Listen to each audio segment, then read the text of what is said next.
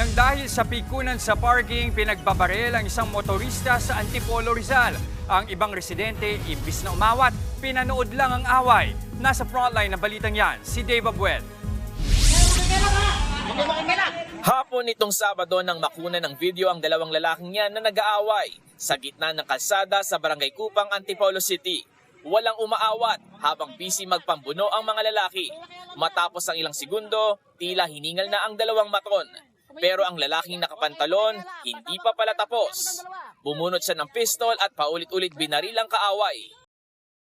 Sa kuha naman ng CCTV sa lugar, makikita ang suntukan ng dalawang lalaki.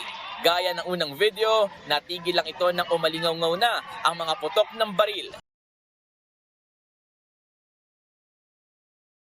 Napatakbo naman ang mga miron. Agad bumulagta ang biktima na kinilalang si Kenneth Figueroa. Ayon sa pulis, dead on the spot ang biktima. Nagtamo ito ng 3 tama ng bala sa kanyang ulo at isa sa likuran. Kuwento ng mga kaanak ni Figueroa, away parking ang punot dulo ng pamamaril. Lagi raw kasing sinisita ng mga sospek ang biktima tuwing paparada sa lugar.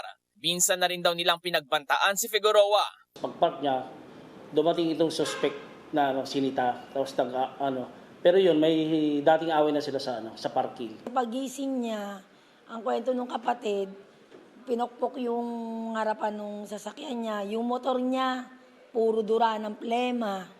Yun ang ginawa. Tapos doon mismo din sa may tapat ng bahay, sa may gate, pinagbantaan rin siya ng mga tauhan. Kenneth, hindi mo kilala yung kinakalaban mo, baka pagsisihan mo rin yan bandang uli. Labis naman ang hinagpis ng ina ni Kenneth sa sinapit ng anak. Sana ilagay niya yung sarili niya sa nararamdaman ko ngayon dahil ako nanay. Yung anak ko, ako nagbigay ng buhay sa anak ko.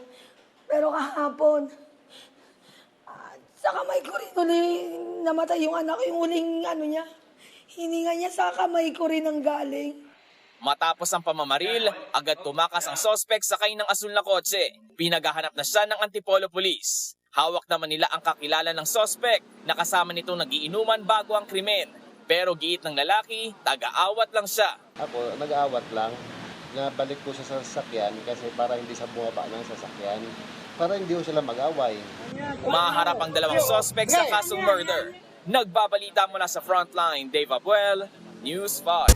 Mga kapatid, Jess De Los Santos po, huwag magpauli sa mga umaaksyong balita at napapanahong issue sa bansa.